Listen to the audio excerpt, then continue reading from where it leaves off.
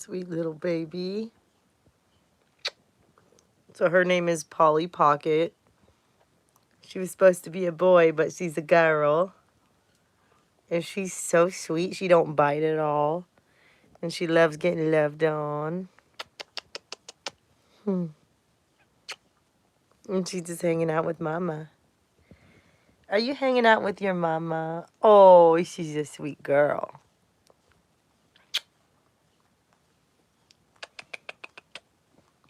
Are you such a pretty girl? Are you my little Polly want a cracker? Are you my little Polly Pocket? She looks like she has a green vest on. And then on the back of her head, she looks like she has... Oh. That was a good job, babe. She has a little yellow floof on the back of her head. See?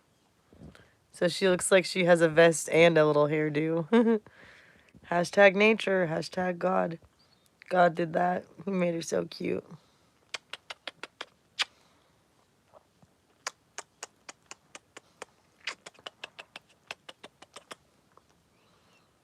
You're warm and cozy, huh, Polly?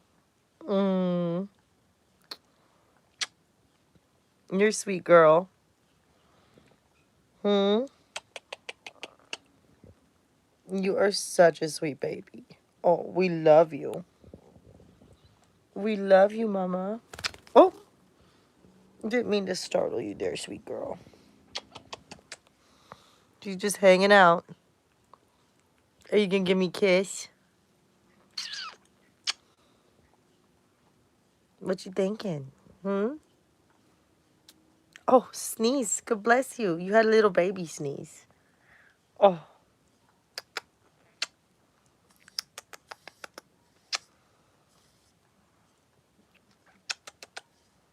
You give me a kiss?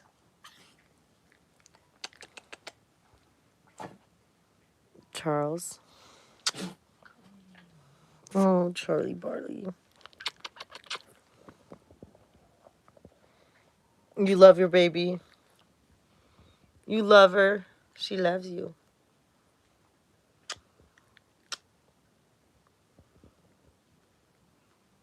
Just a little happy family. Happy little family, huh? He's a pretty Barty and a pretty puppy and a pretty mommy.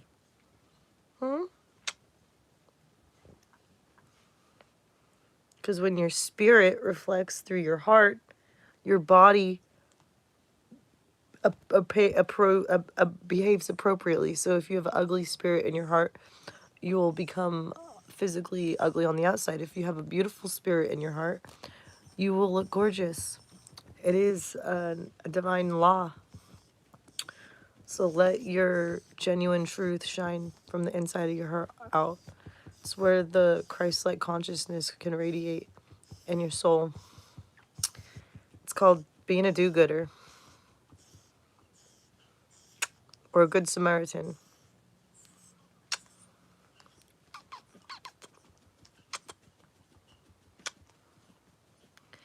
This is a baby birdie. Her name is Polly Pocket.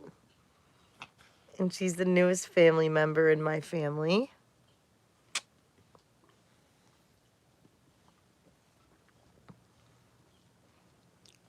And she's just hanging out. Are you hanging out with Mama? Are you hanging out with Mama? She's a good girl. She is. My arm is getting tired from holding it up. Oh, there we go. Oh, yay. I can put my arm down. Now she's on my shoulder. I should turn on a little light so that you guys can see better. Somebody commented 23. I don't know what that means. But if you're trying to guess that I'm 23, I'm actually 34. A lot of people assume I'm in my 20s, but I'm not.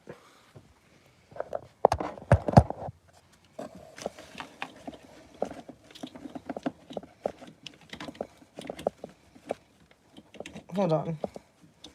Trying to plug in a light, but I can't see what I'm doing, so bear with me.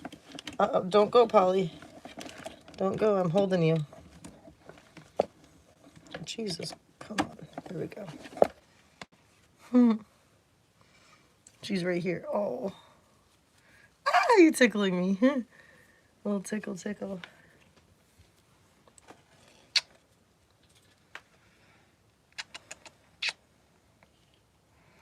Are you my girl? Hmm. I love it when I pet her little forehead like this. And if she's tired, she'll close her eyes like.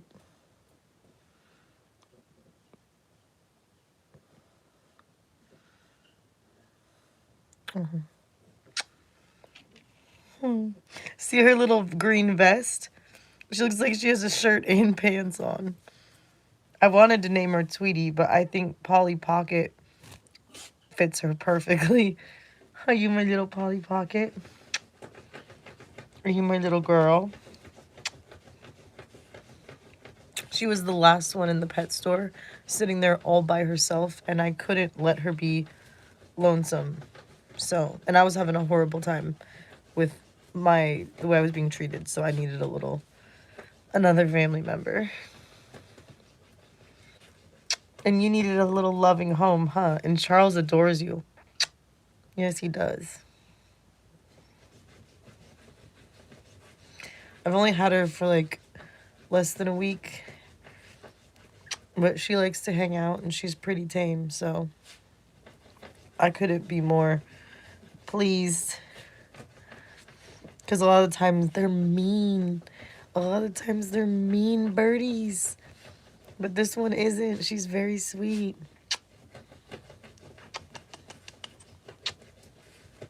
Hmm. Do you love me? I love you.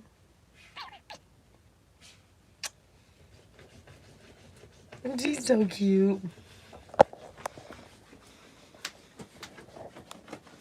There's her little setup. All right, King. Scoochy poochie. Scooch your pooch. Scooch over, Bubba. Oh, shit. She took off on me. You ready to go in your cage? Oh, Dovey will be mean to you. Dovey will be mean to you if you go. You gonna go in your cage? There you go.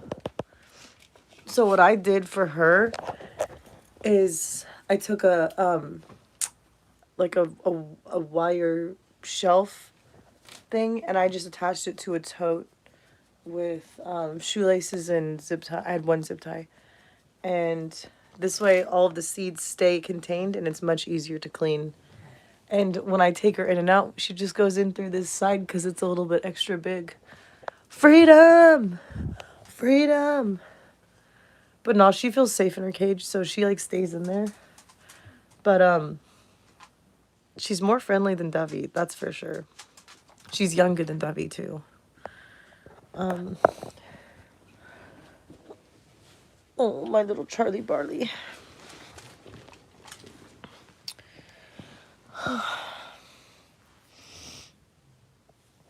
The bird, well, you'll have to rewind the live because the bird, I already put her away. She wanted to go back into her space. It's a green and yellow parakeet.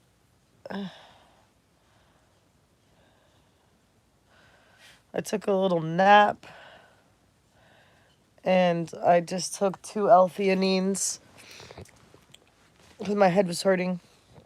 And whenever I take those, they make me feel much better. And then I made half of a bagel and I put mayo, basil, and tomato with salt and pepper, and it was so yummy. But I gotta quit toasting my bread too much because it's tearing up my gums. It's too crunchy. It was a bagel that it was a little bit dry of a bagel, but I just put oil on it and toasted it anyway because I wasn't trying to be wasteful. And I got some iced tea. Well, it's not iced, it's just tea. But it's not hot or cold, it's lukewarm, darling.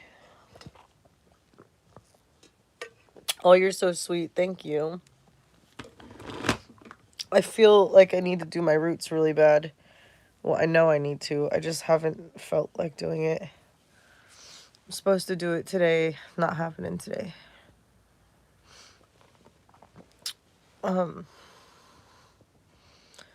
Somebody commented some random name. I don't know who that is, and I'm not gonna look it up because it doesn't have anything to do with my live stream. So, whatever.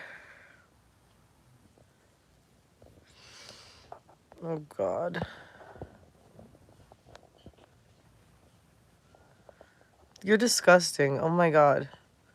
I'm gonna show your comment just so people can see how much of a weirdo you are.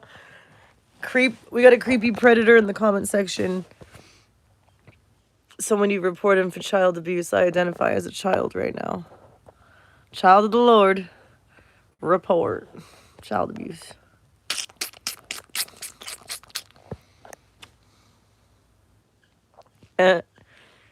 Somebody commented, bye creeps. I love that. That's funny. Doesn't matter how old you are. You're saying inappropriate stuff and you keep creeping me out. So I'm going to report you because it's inappropriate. Okay, well, I'm an adult and you're making me uncomfortable. So how do you like them apples?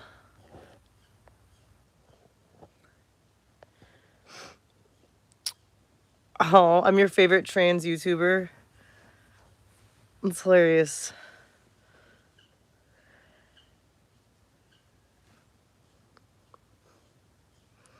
Yeah, I actually am a biological woman, but I identify as a man so I can walk around like I have a big dick in my pants. So you can call me trans. I actually know a transgender girl that's a guy that transitioned to being a girl, and she's so fucking sexy. Like, she looks better than like all of the biological women that I know. So like, calling me a transgender is actually a huge compliment because they're fucking dope ass people. And that's that on that.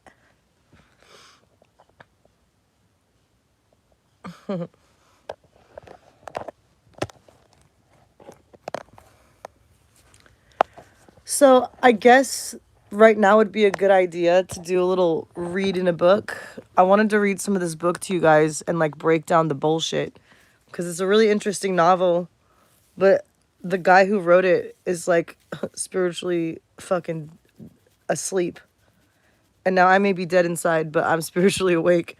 And there's a huge difference between knowing shit and understanding shit. So you can know something, but if you don't understand what the fuck you're talking about, then what really do you know? You know? So I'm trying to figure out how I can set my phone up. Oh, and you're gonna call me chubby and trans? I'm literally 110 pounds, so I'm gonna report you because that's a fucking lie. Ugh. Hate speech. Hate speech.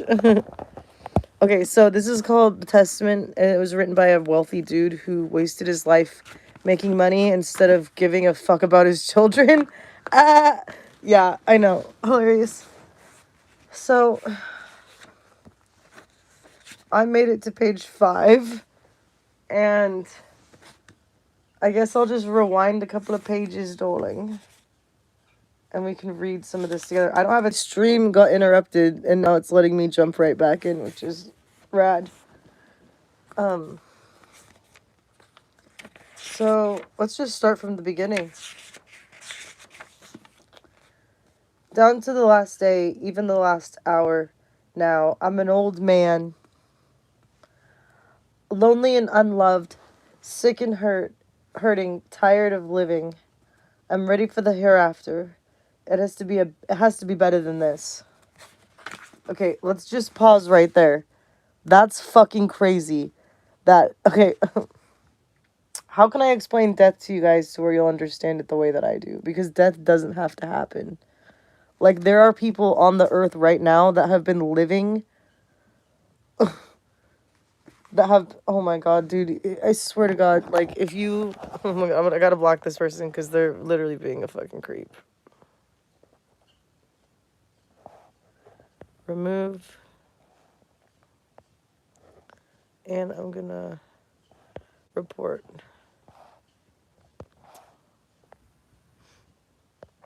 Alright. So, this dude's ready to die. He's old and he made a lot of money. And what's crazy to me is, like, if he would have just, like, not ate 3 meals a day and he would have, like, made sure all of his food was grown without poison chemicals and, like, got pure water and not water that has, like, a bunch of crap added into it, like plaque and stuff. I'm Hindu, and, Native American, and Irish and Russian gypsy. So yeah, I have a third eye protector on to like prevent all the bullshit people try to beam at me with their big fat yip yaps. So yes, I am Indian, but everybody loves to just tell me that I'm fucking white. So yes, I will rep my culture. It protects me. So anyway, this dude's just ready to die, but what he doesn't understand is that the whole death thing, like if you've been following me for a while, you'll know that God had me do the death thing for him. And basically, let's look at like we're on Earth, right? Like Earth is like a half dome on a plane like this. Okay? And coexisting with Earth is the afterlife. And imagine the afterlife is like a gumball machine. And in the gumball machine is a bunch of gumballs. And only one of them can come out if somebody purchases a gumball. And so, like, all the gumballs in the machine want to be out getting chewed up and blown into bubbles. And, like, getting to, like, be utilized as gumballs. And then the people that are buying the gumballs on Earth would rather be... No, heaven and hell is on Earth. We're in hell, and you can create heaven for yourself if you learn your karmic lesson and you pass your tests. So basically, like, imagine being a gumball in the machine, and all you want to do is get purchased to get out of the machine so you can go exist as a gumball and utilize. And then the people that are buying the gumballs, they're so lost in the sauce that they're fantasizing about being in the gumball machine.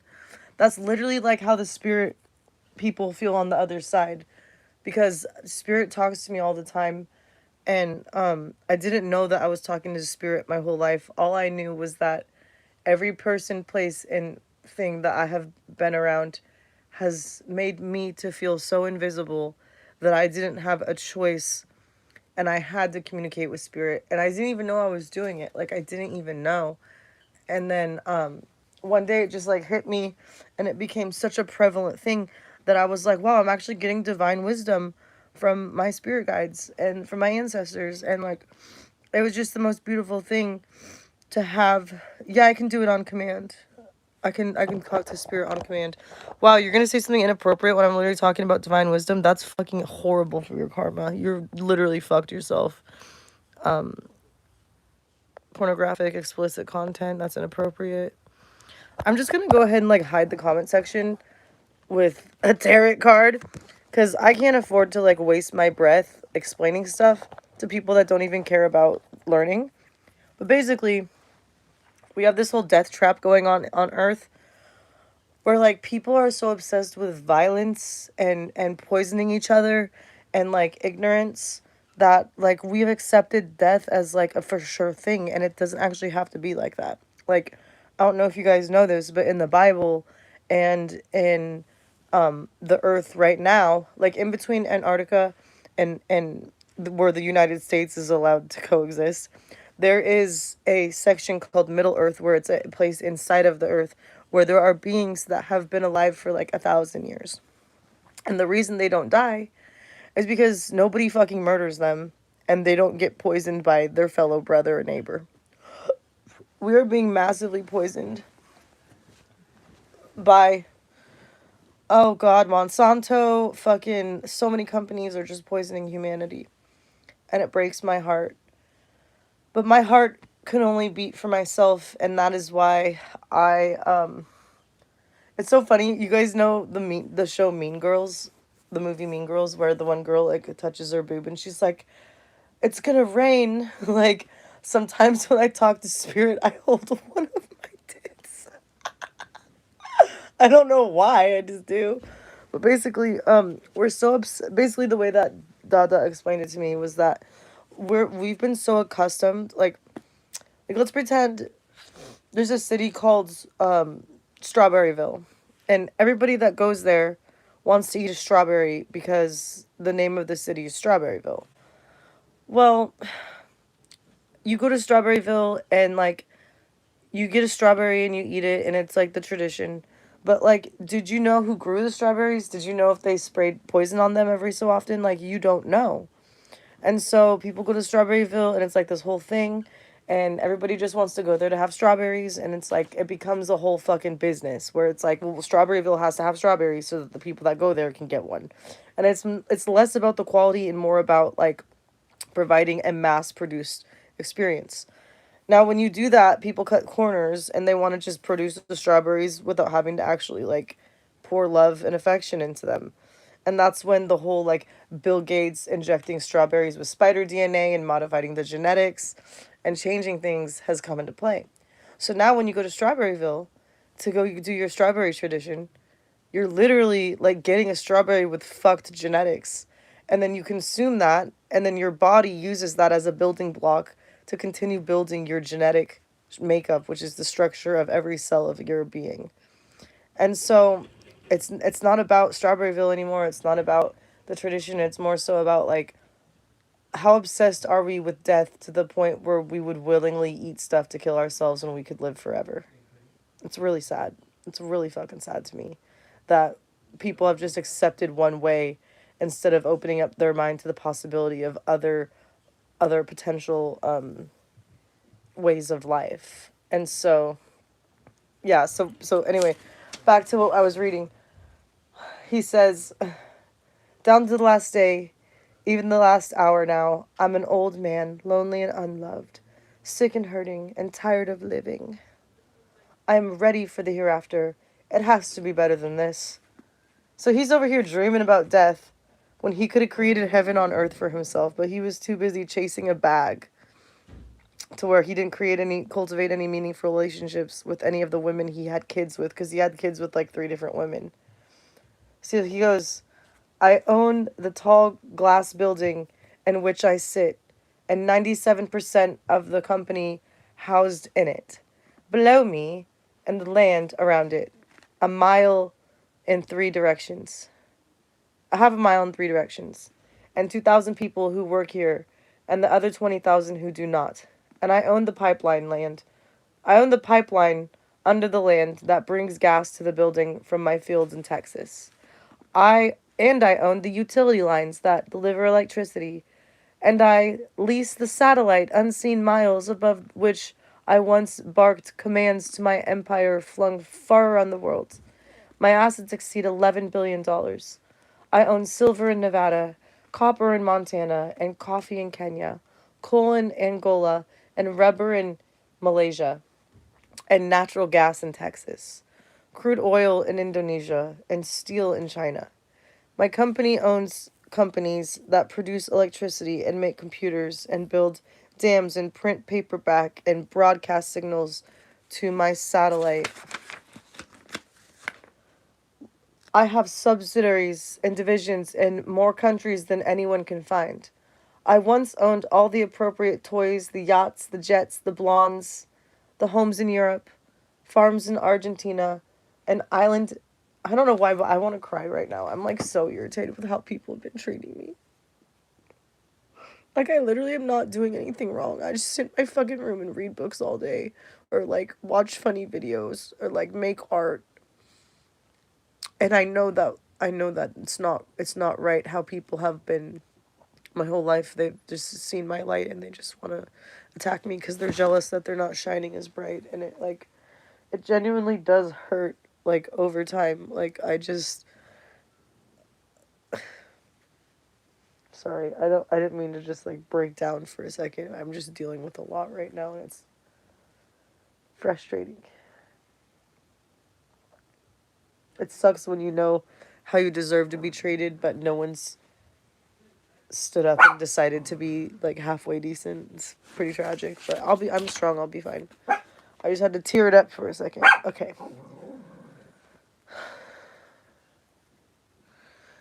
Basically, he's talking about how he's owned all this stuff and farms in Argentina, an island in the Pacific, blah blah blah, even a hockey team. But I've grown too old for toys, he says. The money is the root of my misery. I had 3 families, 3 ex-wives who bore 7 children, 6 of whom are still alive and doing all they can to torment me. Okay, let's pause right there. He's viewing it as torment. I view it as your kids are screaming at you for a connection that you have failed to provide them with, and you are miserable because you have no human connection with your blood.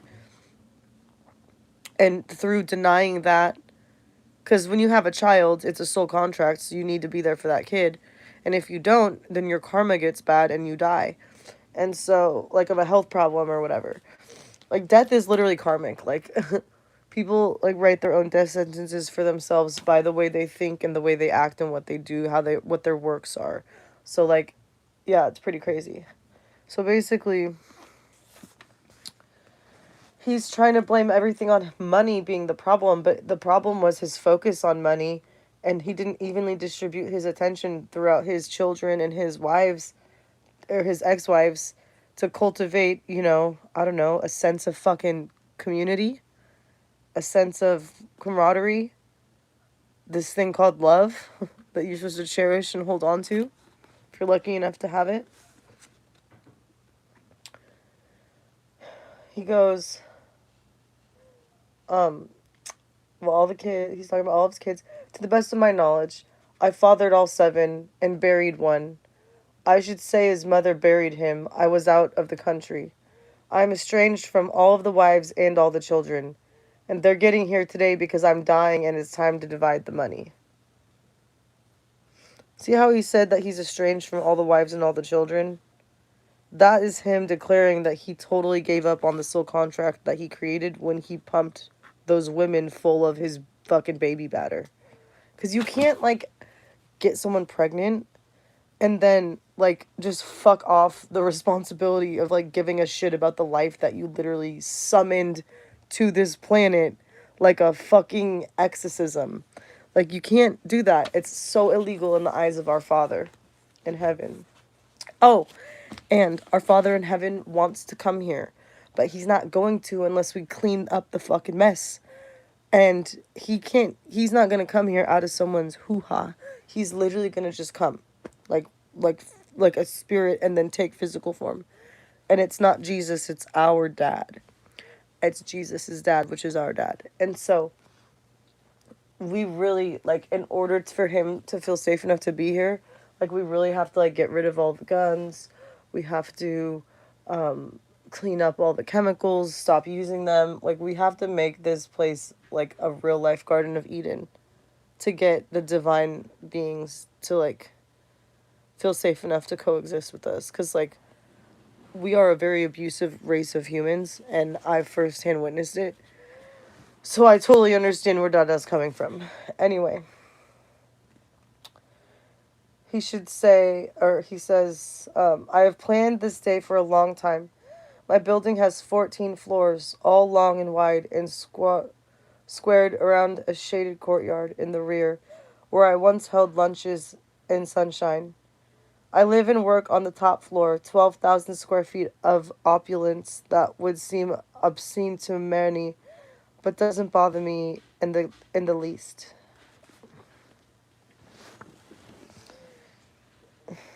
My head is hurting.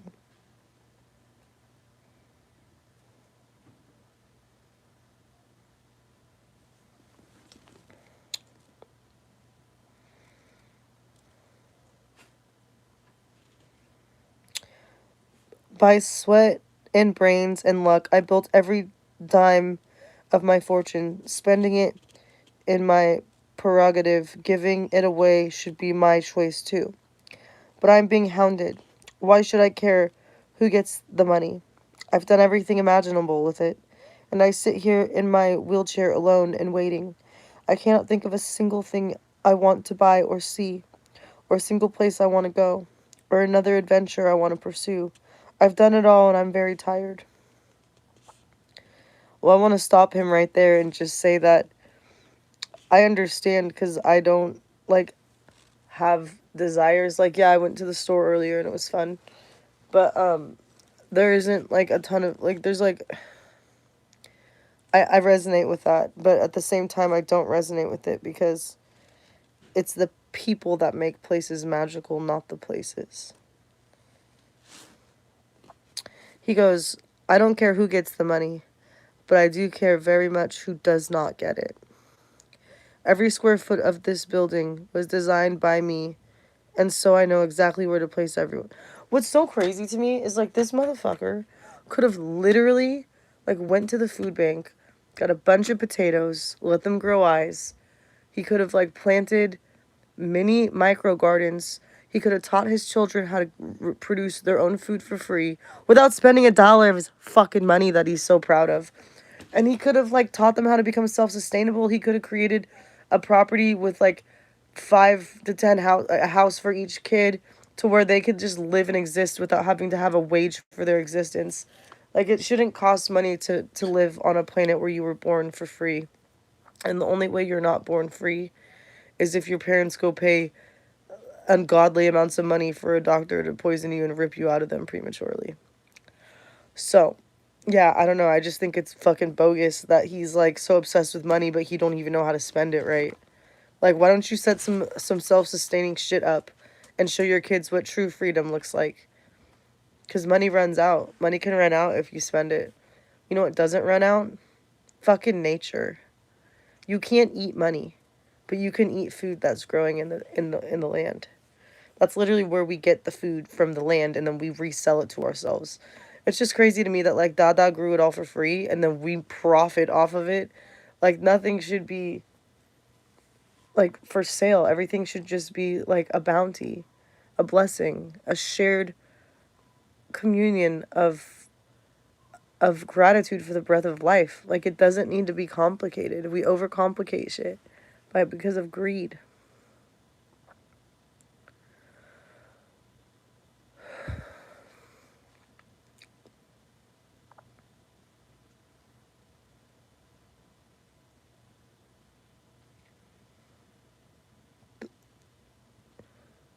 The quiet nothingness of having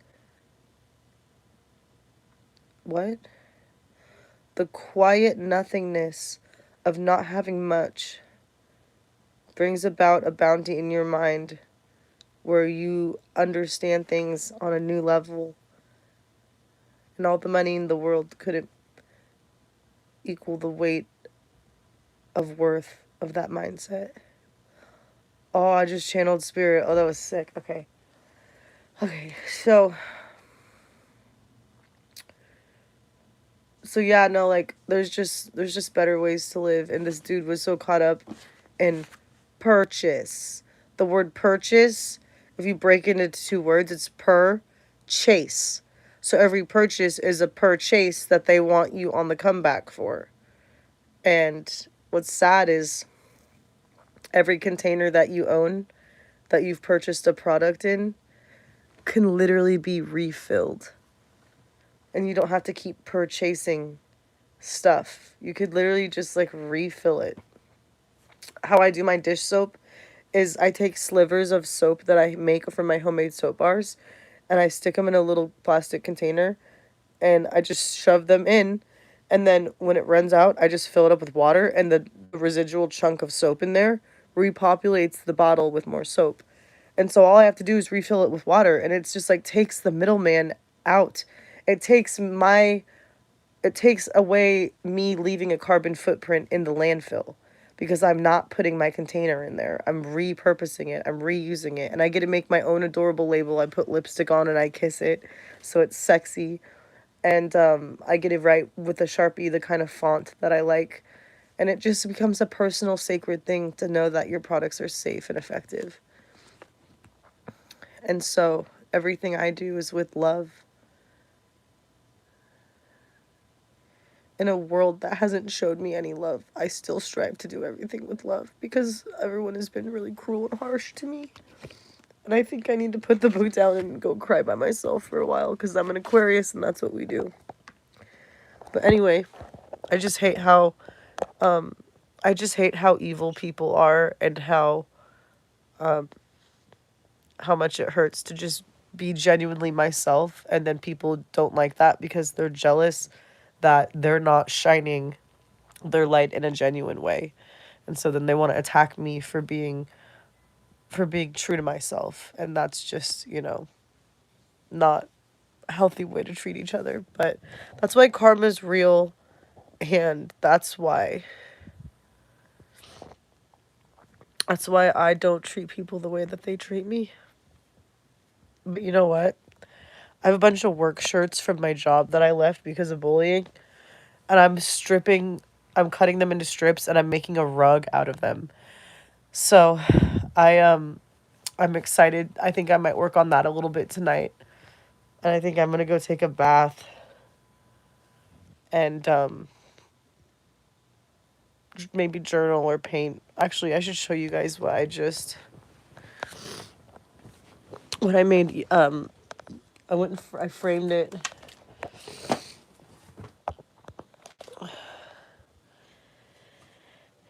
I'm going to try to sell this on the street. There's a little hint of glitter. I don't know if you guys can even see the hint of glitter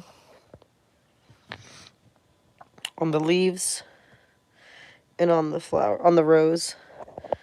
How much should I sell this for? Should I try to sell it for 50 or 100?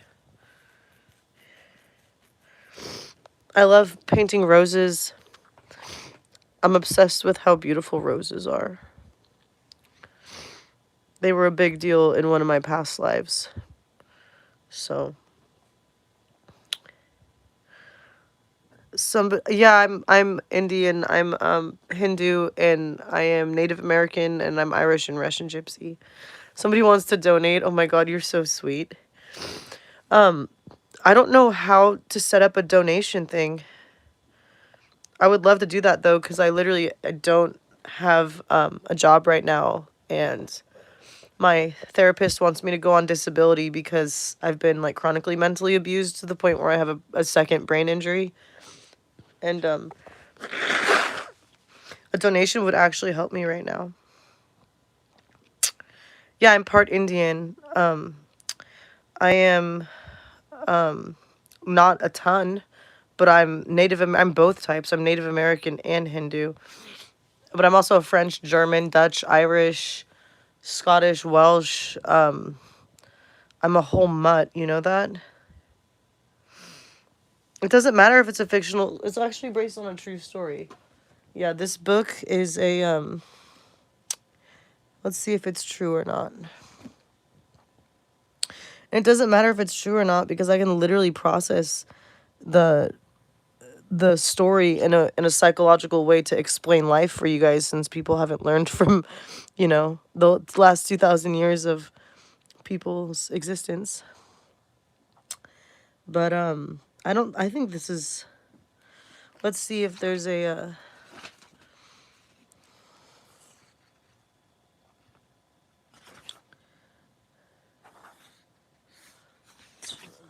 testament. It was in 1999. Honestly, don't know. Oh, is it a fiction? Damn. If it's fiction,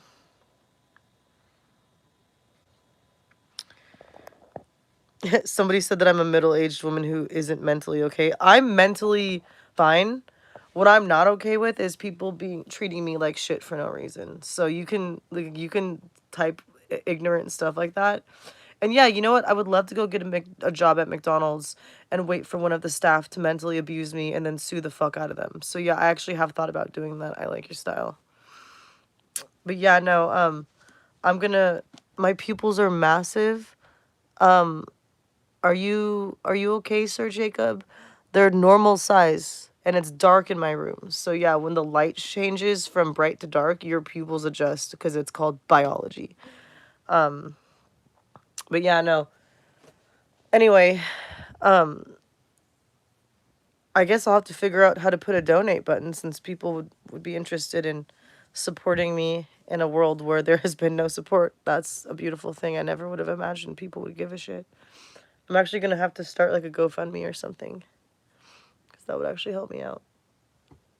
It's not a necessity. But yeah, no, basically I've been. Oh, Sir Jacob, are you trying to influence me to do illegal substances, I'm gonna have to ban you because that's super inappropriate and uncalled for. I don't do drugs. I actually just take L-theanine and I use cannabis from time to time. Harassment report.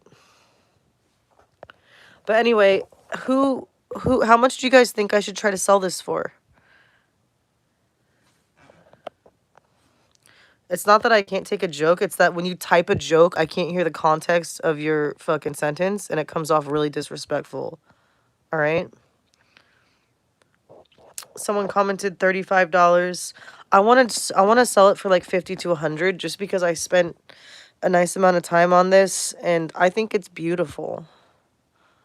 Honestly, I love it. I love just doing a little hint of glitter. Little hint. But yeah, no, I'm very proud. Very proud. And I got 2 more frames so I can 20 to 30. You guys are lowballing me. I could buy art at Ross for that price and it's not even handmade. Damn, we got some haters in the comment section. You guys are cringy. But yeah, no, I've got a couple more that I'm working on if you want to see. That one's not done yet, and this one isn't either. But,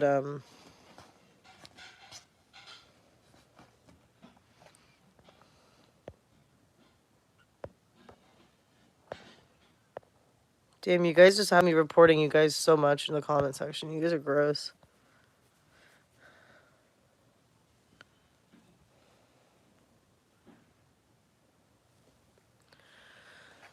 But yeah, no, I guess I'll go because nobody really gives a shit about what I have to say anyway. So why even bother continuing my life when I just have a bunch of reprobate minds in here in the peanut gallery? Bunch of retards out here just trying to comment